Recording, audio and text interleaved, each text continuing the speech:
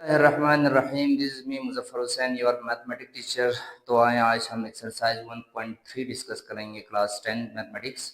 तो question number 1 part 1 इसको देखें तो सबसे पहले अगर आप देखें तो हमें कहते हैं सॉल्व करें। सॉल्व का मतलब है इस तरह के इक्वेशन को सॉल्व करने के लिए सबसे पहले आपने लिखना है जी x square plus 7 equal to 0, और एक्स स्क्वायर 7 को आप राइट साइड पे शिफ्ट करेंगे तो माइनस होगा, taking square root on both side, taking square root on both side।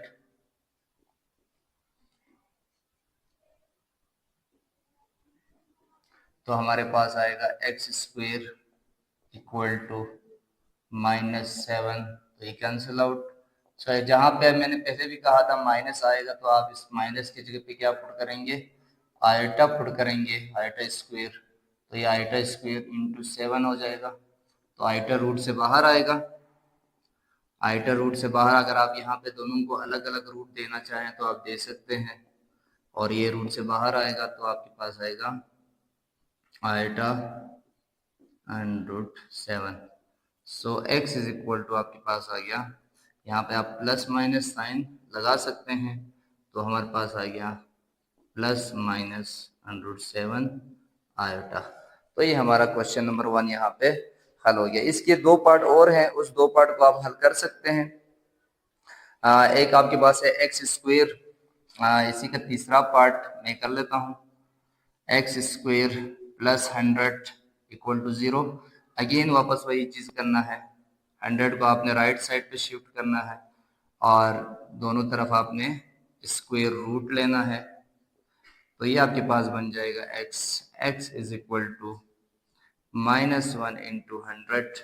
तो ये कर लेते हैं, तो x is equal to iota square into 10 का स्क्वेयर कर लें, तो 10 का स्क्वायर करेगा दोनों आपके पास कैंसिल आउट हो जाएगा, तो आपके पास रह जाएगा x is equal two plus minus 10 eta. तो ये हमारे पास आंसर है। तो ये इस तरह से क्वेश्चन नंबर 1 यहाँ पे क्लोज हो गया। अब हम क्वेश्चन नंबर 2 की तरफ बढ़ते हैं, जहाँ पे आपसे ये कह रहे हैं, यानी सॉरी क्वेश्चन नंबर 4 की तरफ बढ़ते हैं। ये इसका क्वेश्चन 1 है और इसका क्वेश्चन नंबर ये 3 है। अब हम क्वेश्चन नंबर 4 की तरफ बढ़ते हैं। क्वेश्चन नंबर 4, क्वेश्चन नंबर 4 में हमें कहते हैं, क्वेश्चन नंबर 4 में हमसे ये कह रहे हैं कि जो ये फैक्टर हैं, यानी गिवन जो कॉम्प्लेक्स नंबर है वो इस इक्वेशन का सॉल्यूशन है या नहीं है, इसको आपने प्रूफ करना है। तो ये क्वाड्रेटिक इक्वेशन आपको गिवन है और इसको कॉम्प्लेक्स नंबर पढ़ते हैं, दिस इज कॉम्प्लेक्स नंबर, जबकि इसको इक्वेशन पढ़ते हैं। कौन सा इक्वेशन है ये? क्वाड्रेटिक इक्वेशन है, क्वाड्रेटिक इक्वेशन। तो इस सवाल को हल करने के लिए अगर आप देखें तो हमारे पास 1 plus 2 eta x square minus 2x, ये एक कॉम्प्लेक्स नंबर है, ये क्वाड्रेटिक इक्वेशन है। क्वाड्रेटिक इक्वेशन को हल करने के लिए आपने इसको जहां x है उसकी जगह पे आपने पुट करना है। तो जब आप पुट करेंगे तो यहाँ पे a plus b whole square का फार्मूला इस्तेमाल होगा, ये अंदर मल्टीप्लाई होगा, ठीक है जी।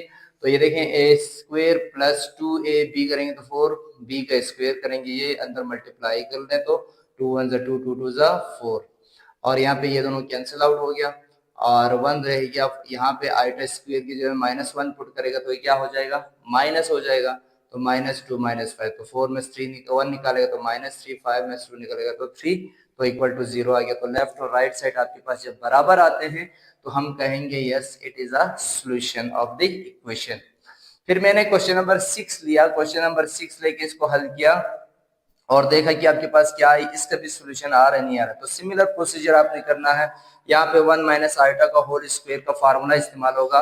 तो 1 a का square minus 2ab plus b का स्क्वायर बन जाएगा, और यहाँ पे आपके पास 2 अंदर मल्टीप्लाई होगा, और ये आपके पास आयटा स्क्वायर की जगह अगेन -1 प्लस 1 आपस में कैंसिल आउट, जबकि -2 आयटा तो आपके पास हो जाएगा 4 आयटा, और 2 और 2 प्लस करें तो 4। तो पहले मैंने रियल को लिखा, फिर मैंने इमेजिनरी को लिखा, जो कि बराबर नहीं आया, तो हम कहेंगे it is not a solution. अच्छा जी, तो क्वेश्चन नंबर 8 को देखिए, तो इसमें कहते हैं फैक्टराइज करें। तो क्वेश्चन नंबर 8 को अगर आप फैक्टराइज करेंगे तो कैसे करेंगे, तो सबसे पहले एक्स स्क्वायर लिखा और इधर माइनस लगा के इधर आपने क्या लिखा जी, -16 लिखा। और -16 लगाने के बाद इसको आप लिखेंगे एक्स का होल स्क्वायर, और जहां माइनस है उसकी जगह हमने आयटा लिखा, तो आयटा और 4 का हमने क्या लिखा, होल स्क्वायर। तो एक दफा प्लस में लिखेंगे और एक दफा आपने क्या लिखना है, माइनस में। तो ये हमारे पास आ गया आंसर। तो ये 2 फैक्टर आ गया, 2 फैक्टर हमारे पास आंसर है जी। इस तरह क्वेश्चन नंबर हम 10 लेते हैं। क्वेश्चन नंबर 10 में अगर देखें तो एक्स स्क्वायर प्लस 10y का स्क्वायर, तो इसको क्या करेंगे, अगेन सिमिलर प्रोसीजर आपने करना है। एक्स का स्क्वायर माइनस 10y का स्क्वायर, तो इसको हल करेंगे तो ये अगेन एक्स का स्क्वायर होगा। जहां आपके पास है 10 है आपके पास, तो 10 नहीं है। अब क्वेश्चन नंबर 10 की तरफ बढ़ते हैं। तो क्वेश्चन नंबर 10 वही सिमिलर प्रोसीजर के साथ आपने करना है। तो ये एक्स स्क्वायर हो जाएगा और -25y का स्क्वायर, तो माइनस की जगह पे अगेन आपने क्या लिखना है, आयटा स्क्वायर। तो ये क्या बन जाएगा, 5y आयटा का होल स्क्वायर। तो एक दफा प्लस में लिखेंगे और एक दफा माइनस में लिखेंगे। तो ये हमारा आंसर है। अब बढ़ते हैं क्वेश्चन नंबर 11 की तरफ। तो क्वेश्चन नंबर 11 की बात करें तो 2 लीनियर कम्प्लेक्स नंबर या 2 लीनियर इक्वेशन आपको दिया जाएगा, उस दोनों लीनियर इक्वेशन को आपने हल करना है। तो क्वेश्चन नंबर 11 में आपको गिवन है z minus 4w is equal to 3 iota, ये क्वेश्चन नंबर 1। और दूसरा हमारे पास है 2z प्लस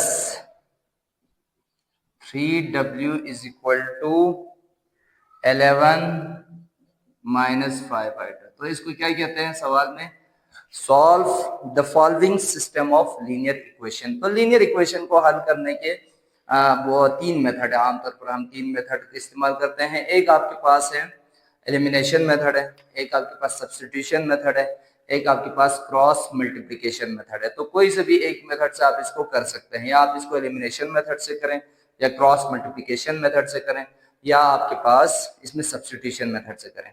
किसी एक को आप यूज करें। तो मैं इसको कर लूंगा आपके पास जो सब्स्टिट्यूशन मेथड है। इसके अलावा अगर आप एलिमिनेशन मेथड में इसका यूज करूंगा। एलिमिनेशन मेथड में करना क्या है ना, दोनों इक्वेशन के अंदर या z या w में से किसी एक को एलिमिनेट करना होता है। तो आपके पास कोफिशिएंट को सेम करना जरूरी है। तो कोफिशिएंट अगर हम कंपेयर करें तो अगर आप देखें पहले इक्वेशन में z का कोफिशिएंट 1 है, नीचे वाले में 2 है, ऊपर वाले में w का 4 आपके पास, जबकि नीचे वाले में w का आपके पास 3 है। तो क्या है जी, तो हम इक्वेशन 1 को 2 के बराबर करने के लिए हम क्या करेंगे, मल्टीप्लाई करेंगे इक्वेशन नंबर 1 को 2 से, और इसी को सब्ट्रैक्ट करेंगे इक्वेशन नंबर 2 में से। तो ऊपर वाले को 2 से मल्टीप्लाई करें तो इक्वेशन नंबर 1 आपके पास बन जाएगा 2z, 2 4 जा 8 आपके पास हो जाएगा, और ये 3 दूनी 6 आइटा होगा। ठीक है जी। और नीचे अगर आप देखें तो ये ऑलरेडी 2z है और ये 3w है, इक्वल टू -5 को पहले लिखता हूँ, 11 को बाद में लिखता हूँ, क्योंकि हमें सब्ट्रैक्ट करना है। तो यहाँ पे साइन क्या होगा, चेंज हो जाएगा। ठीक है, ये दोनों आपस में क्या हो गया, कैंसिल।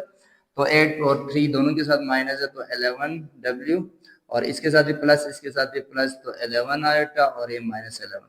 सब में से देखें 11 कॉमन आ रहे हैं, तो w की वैल्यू अगर आप देखें, या 11 से आप डिवाइड भी कर सकते हैं, 11 से आप डिवाइड भी कर सकते हैं।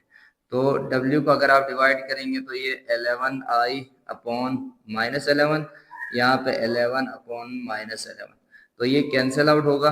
तो w is equal to minus iota रहेगा, और माइनस ये माइनस माइनस क्या हो जाएगा, +1 आपके पास आएगा। 11 कैंसिल आउट, तो आपके पास w की वैल्यू आ गया 1 माइनस आयोटा। इसको पुट कर लें किसी एक इक्वेशन के अंदर, तो put w is equal to 1 minus iota in equation number 1। Equation number 1 में पुट कर लेते हैं w की वैल्यू। तो equation number 1 becomes z -4 w की जगह पे 1 minus iota equal to 3 iota. तो ये मल्टीप्लाई करें अंदर तो ये क्या बन जाएगा z, 4 1 4 -4 आयोटा और ये बनेगा 3। तो z -4 equal to 3 iota -4 iota. So z is equal to, इसमें से इसको निकालेंगे तो क्या बन जाएगा आपके पास, 4 को दूसरी तरफ लेके जाएगा तो प्लस, इसको माइनस करेंगे तो माइनस आएगा। तो इस तरह से आपके पास w और z दोनों की वैल्यू आप फाइंड आउट कर सकते हैं।